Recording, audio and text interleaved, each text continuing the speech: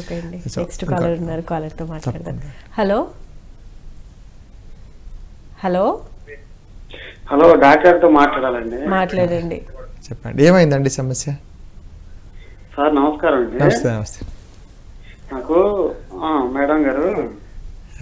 Hello, మీరు ఇటు చెప్పండి, ఇటు మాట్లాడుతున్నాండి. డాక్టర్ గారు, నాకు కొంచెం మోకాలు నొప్పండి. వెనక వైపు గుత్తిలాగా గట్టిగా కండ కడుతుందండి. Correct correct correct. మీరు టీవీ వాల్యూమ్ మ్యూట్ లో పెట్టి గోమత సురేష్ గారితో మీ ప్రాబ్లం ఏంటో క్లియర్ గా చెప్పండి. ఇది ఏమవుతుందంటే చాలా వరకు ఏంటంటే నిలబడి ఎక్కువ ఉంటారు. ఎవరు టీచర్స్ కానీ, లేకపోతే పోలీసులు కానీ, కాంపౌండర్స్ కానీ, ఆఫీస్ అంటే సేల్స్ బాయ్స్ కానీ, వీళ్ళందరూ ఏంటంటే ఎక్కువ నిలబడి ఉంటారు. ఈ లెగ్ని వెనక్కి ఫోల్డ్ చేయరు. ఆ ఫోల్డ్ చేయడం అంటే స్పాజం, వెనక సైడ్ ఈ మోకాలు బ్యాక్ సైడ్ ఉండే గడ్డ కొంచెం ఎక్కువ పెరిగిపోతుంది.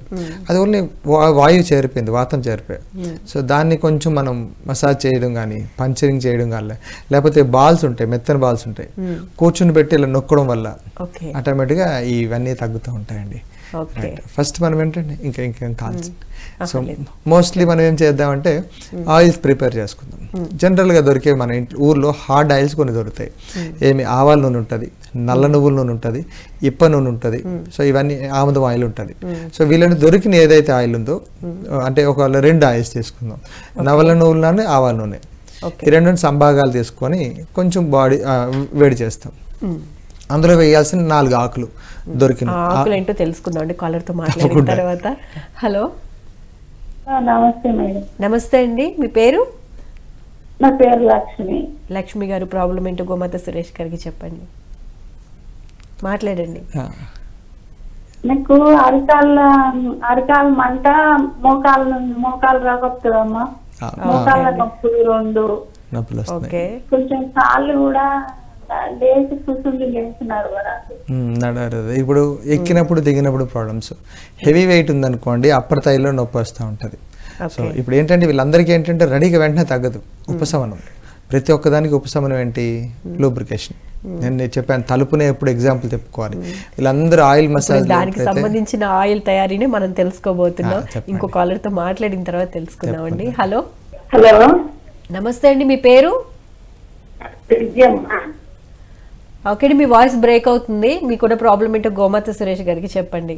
సిగ్నల్ వచ్చిన ప్లేస్కి వచ్చి మాట్లాడండి. రైట్, మాట్లాడండి.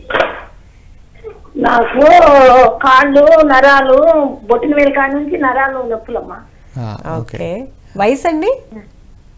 వయసు 50. ఓకే, వెయిట్ ఎంత ఉన్నారు? వెయిట్ 60 అన్నారు మన. వెయిట్కి సరిపోయింది, వాళ్ళకి అంత హైట్కి తగ్గట్టే వెయిట్ ఏం ఉంటుంది. సో ఇప్పుడు ఏమవుతుందంటే ఇవరికి కింద మంటలన్నీ వస్తుంటాయి, రక్త ప్రసరణ వెళ్ళదు. వెళ్ళకపోవడం వల్ల ఏమవుతుందంటే ఏదైనా ఫోల్డ్ చేద్దామన్నా కొన్ని సంవత్సరాల పాటు ఇలా ఫోల్డ్ చేసేది, ఎక్సర్సైజ్ చేసేది మూమెంట్స్ లేవు. సో ఒక వయసు వచ్చిన తర్వాత ఇది కామన్ అని చెప్పేసి వాళ్ళు అనుకుంటున్నారు.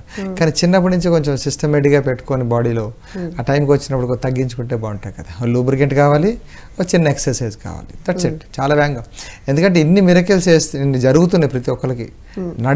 నడవలేని పరిస్థితి ఎత్తుకొని వచ్చిన వాళ్ళు కూడా ఈజీగా వెళ్ళిపోతున్నారు. కారణం మా దగ్గర మంత్రాలు ఏం లేవు, జస్ట్ లూబ్రికెంట్.